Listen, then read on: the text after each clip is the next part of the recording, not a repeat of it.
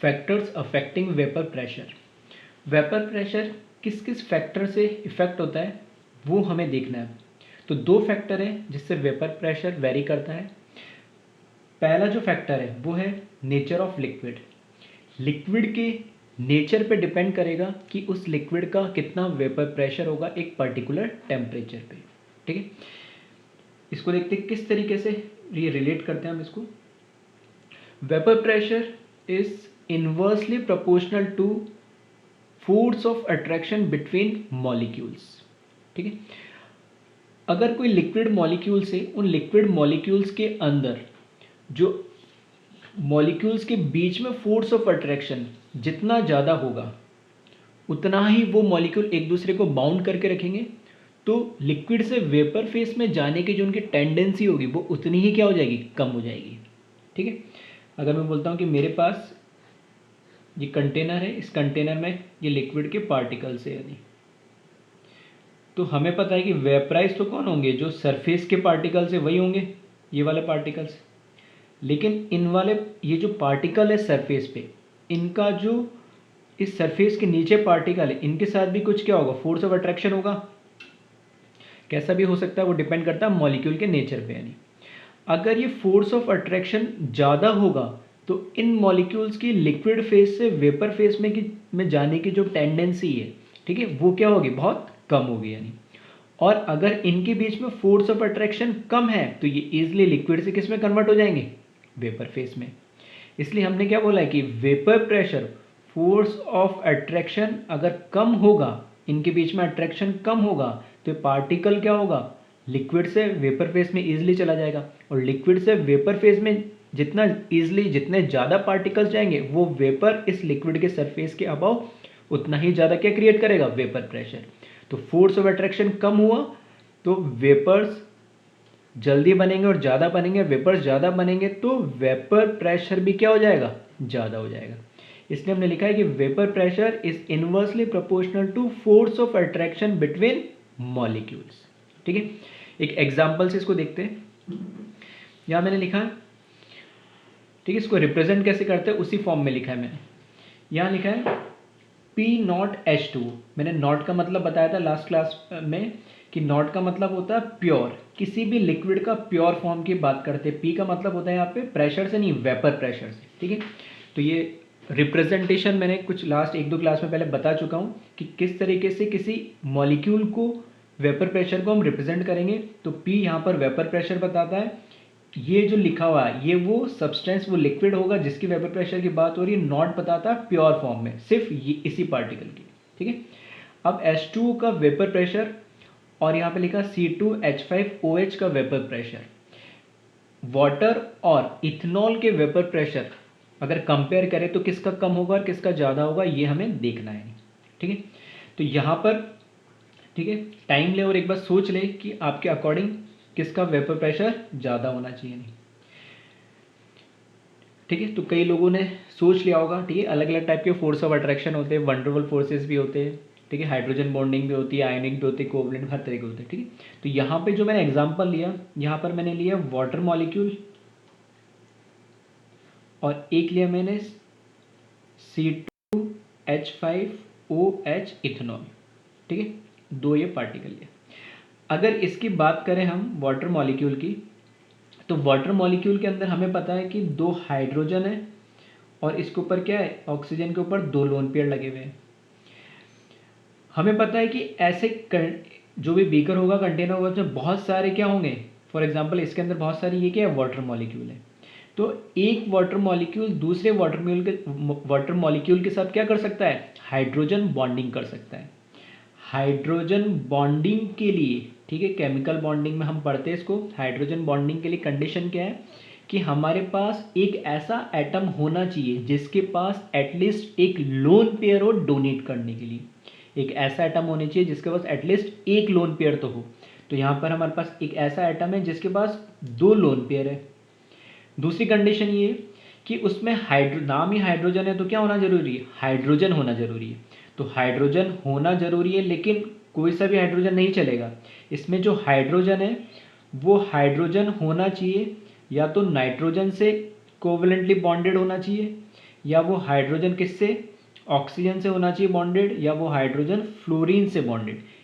Fluorine, oxygen, nitrogen, ये क्या है, हाईली इलेक्ट्रोनेगेटिव एलिमेंट्स कहलाते हैं। तो हाईली इलेक्ट्रोनेगेटिव एलिमेंट्स से कनेक्टेड कोवलेंटली बॉन्डेड होने की वजह से इन सब पे पार्शियल नेगेटिव और पार्शियल क्या आ जाएगा, पॉजिटिव चार्ज आ जाता है। तो हाइड्रोजन के ऊपर तो क्या हुआ, इलेक्ट्रॉन डेफिशिएंसी हो गई, और हमारे पास एक एटम ऐसा है जिसके पास लोन पेयर है। तो लोन पेयर जिस एटम के पास है वो इलेक्ट्रॉन रिच हो गया, और जो दूसरे एटम से अटैच्ड होगा हाइड्रोजन, ठीक है, जो दूसरे मॉलिक्यूल का हाइड्रोजन होगा, इस पे क्या चार्ज होगा, पॉजिटिव, और इस पे चार्ज क्या है, नेगेटिव। तो इनके बीच में एक फोर्स ऑफ अट्रैक्शन डेवलप होता है जिसे हम क्या बोलते हैं, हाइड्रोजन बॉन्डिंग। तो दो कंडीशन होती है, एक तो लोन पेयर होना चाहिए, और एक जो हाइड्रोजन है वो most electronegative element like nitrogen, oxygen, fluorine से अटैच्ड होना चाहिए, ठीक है। और भी कंडीशंस होती है लेकिन इतना डिटेल में बात नहीं कर रहा हूँ, मैं जनरलाइज बात कर रहा हूँ। कंडीशन बेसिक ये कि डोनर होना चाहिए और एक एक्सेप्टर होना चाहिए, ठीक है। तो मॉडर्न टाइम में इसको लुईस एसिड बेस रिएक्शन भी बोलते हैं, क्योंकि ये एक्सेप्ट कर रहा है और ये डोनेट कर रहा है, तो ये बेस हो गया, ये एसिड टाइप हो गया, ठीक है। अब हम इसमें देखेंगे कि क्या इसमें भी हाइड्रोजन बॉन्डिंग हो सकती है, बिल्कुल। यहाँ पे भी ऑक्सीजन के पास दो लोन पेयर है और हाइड्रोजन जो है वो ऑक्सीजन से अटैच है, तो जो दूसरा मॉलिक्यूल होगा ऐसा ही उनके बीच में क्या बन जाएगा, ये हाइड्रोजन बॉन्डिंग बन जाएगा। तो हाइड्रोजन बॉन्डिंग तो वाटर के अंदर भी हो रही है और इथेनॉल में भी हो रही है।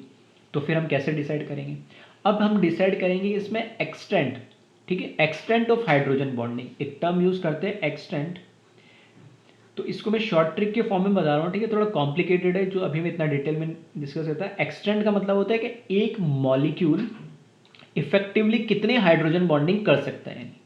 मैंने बोला इफेक्टिवली, टोटल नहीं पूछा मैंने, इफेक्टिव पूछा है, नहीं मतलब रिजल्टेंट जो हमें वैल्यू मिलेगी वो कितनी होगी।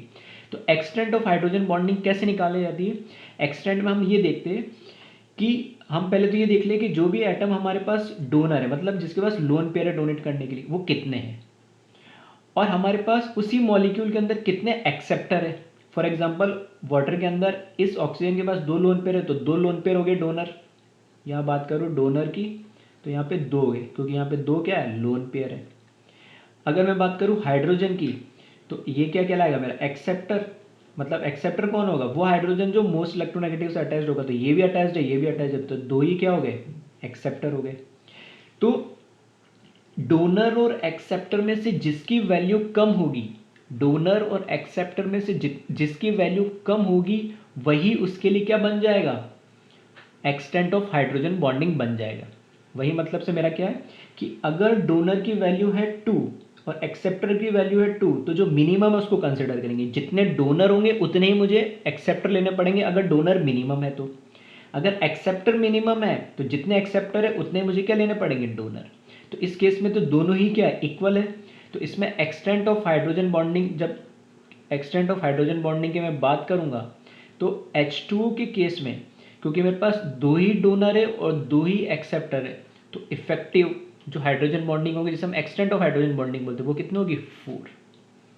इसी तरीके से अगर मैं इथेनॉल में बात करूं तो इथेनॉल के अंदर डोनर जो है वो तो है दो लोन पेयर एक एटम के पास, तो ये हो गया एक मॉलिक्यूल में देखा जाता है, ठीक है। जैसे ये एक मॉलिक्यूल में देखा मैंने, यहाँ एक मॉलिक्यूल में देखूँ तो एक मॉलिक्यूल के अंदर ऑक्सीजन एक ही है और उस पर दो लोन पेयर, तो दो लोन पेयर पे की वजह से ये कितना होगी, दो डोनर साइट होगी।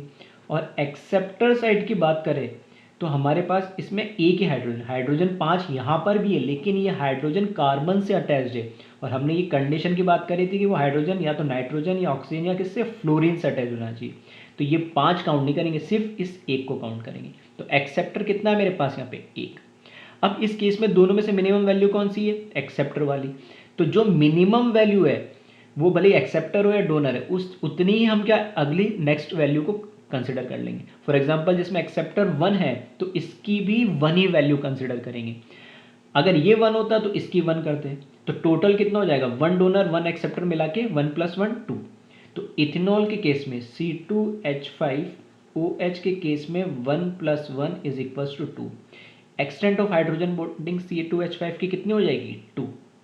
तो इस तरीके से मुझे पता लग जाएगा कि जिसमें जितने ज़्यादा हाइड्रोजन बॉन्डिंग होगी, जितनी ज़्यादा एक्सटेंट ऑफ हाइड्रोजन बॉन्डिंग होगी, उतने ज़्यादा उसमें क्या होंगे, फोर्स ऑफ अट्रैक्शन होंगे। तो फोर्स ऑफ अट्रैक्शन ज़्यादा होंगे, तो फोर्स ऑफ अट्रैक्शन की अगर मैं बात करूँ तो H2 के अंदर ज़्यादा होगा किससे, C2H5OH से।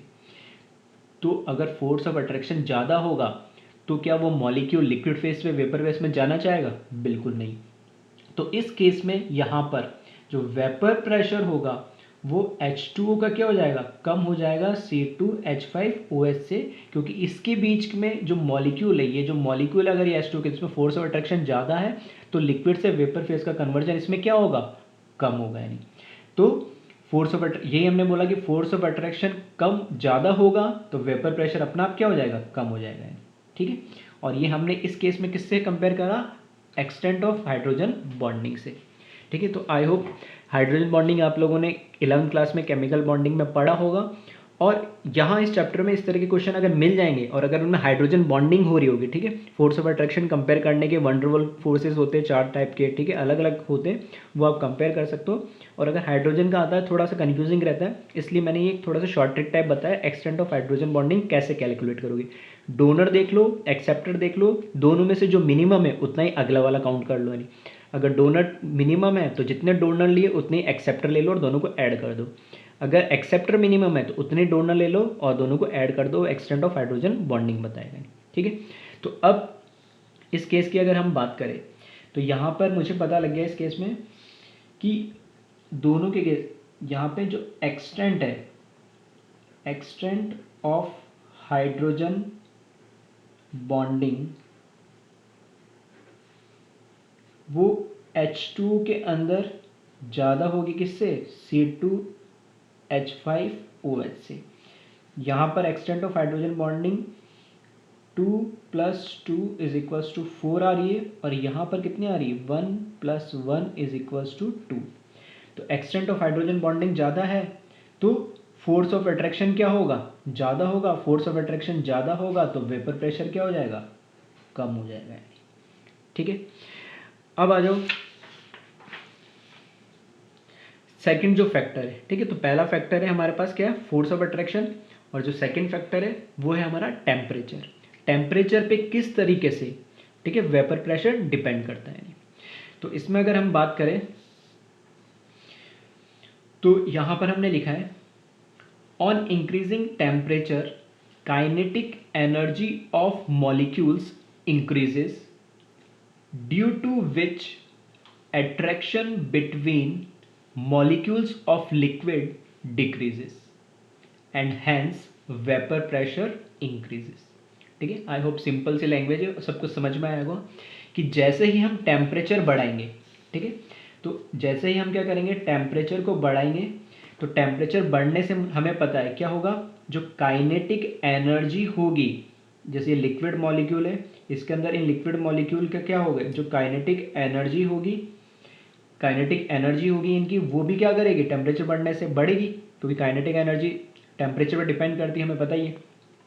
तो टेम्परेचर बढ़ेगा तो काइनेटिक एनर्जी बढ़ेगी, काइनेटिक एनर्जी बढ़ेगी तो इन मॉलिक्यूल्स के अंदर कॉलिजन बढ़ेगा, कॉलिजन बढ़ेगा तो एक दूसरे से दूर जाएंगे, तो इन मॉलिक्यूल्स के अंदर जो फोर्स ऑफ अट्रैक्शन है वो क्या होने लगेगा, कम होने लगेगा। नहीं तो वापस कहाँ आ गए, हम फर्स्ट पॉइंट पर आ गए। नहीं ठीक है, तो यहाँ पे सारा खेल किसका है, मॉलिक्यूल्स के बीच में फोर्स ऑफ अट्रैक्शन का है। नहीं तो टेम्परेचर बढ़ा, काइनेटिक एनर्जी बढ़ी, काइनेटिक एनर्जी बढ़ी तो force of attraction between molecules reduce हो गया, तो उससे क्या हुआ, फोर्स ऑफ अट्रैक्शन कम होगा तो वेपर प्रेशर क्या हो जाएगा, बढ़ जाएगा। ठीक है, तो बहुत सिंपल सी चीज़ है, तो सबको ईजिली समझ में आया होगा कि टेम्परेचर बढ़ाया तो काइनेटिक एनर्जी बढ़ी, काइनेटिक एनर्जी बढ़ी तो फोर्स ऑफ अट्रैक्शन कम हुआ, फोर्स ऑफ अट्रैक्शन कम हुआ तो वेपर प्रेशर बढ़ जाएगा। ठीक है, अब टेम्परेचर और वेपर प्रेशर का जो रिलेशन है उसको एक इक्वेशन से हम रिलेट करते हैं। ठीक है, तो वो क्या इक्वेशन है उसको हम देखते हैं। Variation of vapour pressure with temperature is given by Clausius-Clapeyron equation. ठीक है, ये जो इक्वेशन दी है इसको बोलते हैं CLAUSIUS, Clausius Clapeyron, CLAPREYON, Clausius Clapeyron equation. और ये इक्वेशन उन्होंने दी थी differentiation of L N VP, VP का मतलब है vapour pressure by D T, T का मतलब है यहाँ पे temperature, is equals to del H vaporisation, enthalpy of vaporisation divided by R into T square. R है हमारा यूनिवर्सल गैस कांस्टेंट और टी है यहाँ पे टेम्परेचर। तो ये temperature, gas constant, enthalpy of vaporisation, vapour pressure, ठीक है, और एल एन वी पी मतलब लॉगरिथम ऑफ वेपर प्रेशर, ठीक है। तो एक बार इसको देखिए और कॉपी कर ले।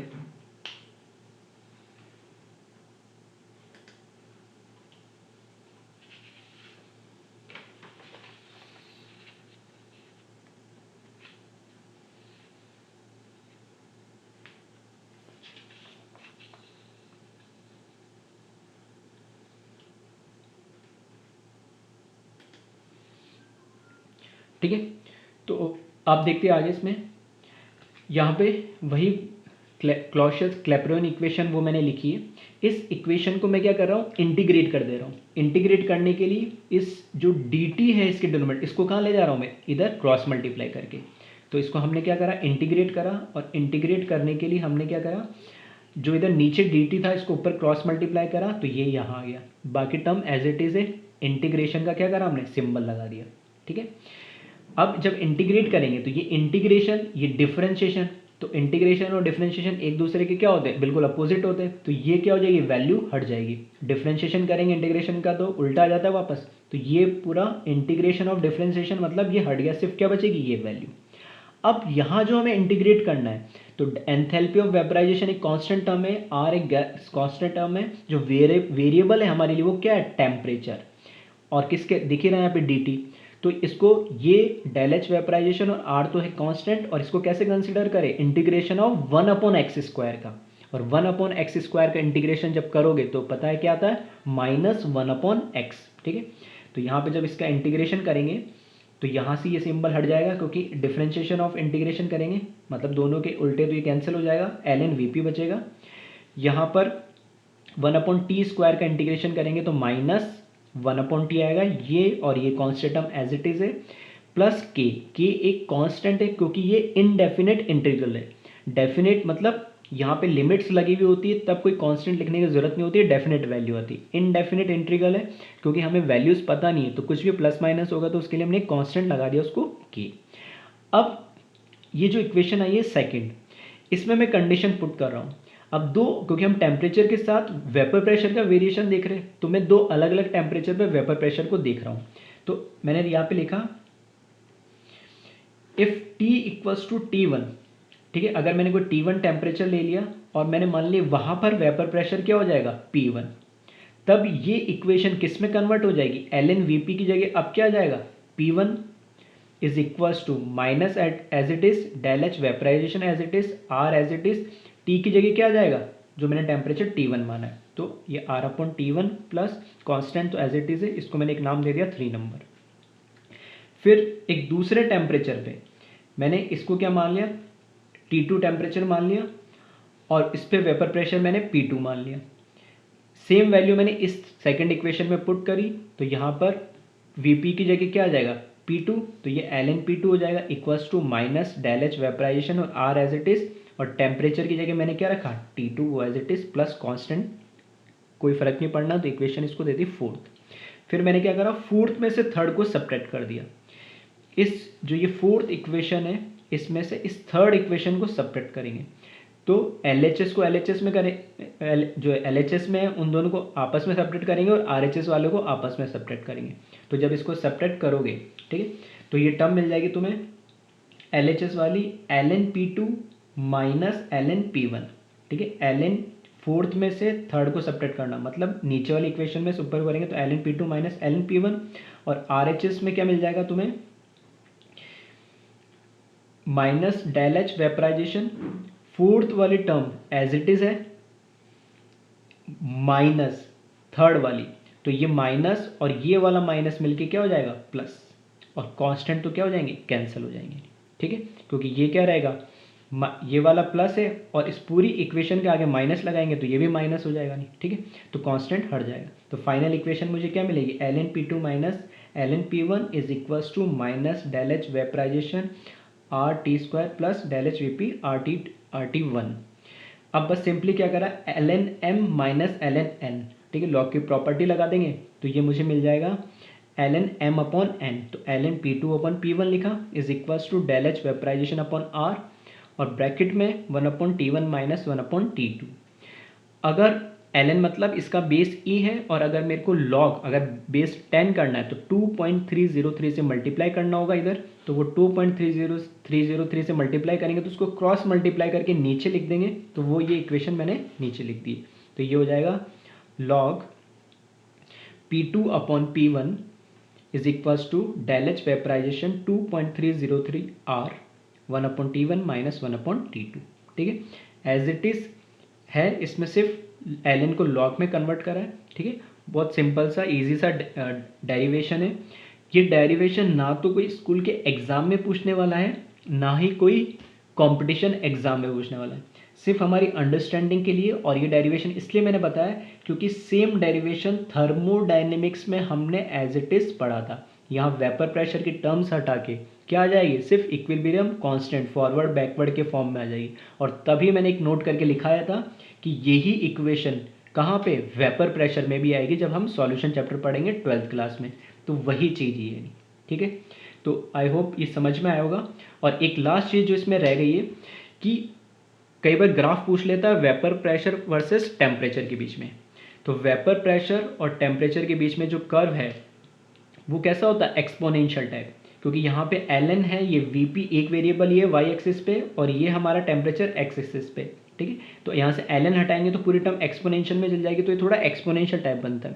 तो इसको सब सिंपल से समझने के लिए हम इसको बस ध्यान रखना है, स्ट्रेट लाइन नहीं बनाना, थोड़ा सा कर्व्ड होता है, ठीक है। तो केमिस्ट्री में सिर्फ इतना ही काम आएगा। तो बस ये ध्यान रखना, ग्राफ जो होता है वेपर प्रेशर और टेम्परेचर बढ़ाने पे वेपर प्रेशर बढ़ेगा, लेकिन लीनियरली नहीं बढ़ेगा, नहीं, ठीक है, कॉन्स्टेंटली एक तरीके से नहीं बढ़ेगा, ठीक है। तो ये एक बार फर्स्ट वाली जो, ठीक है, स्लाइड थी वो ये है, इसको भी एक बार कॉपी कर लेना, ठीक है। और सेकंड जिसमें ये डेरिवेशन है, ठीक है, इसको भी एक बार कॉपी कर लेना, ठीक है। Okay, thank you.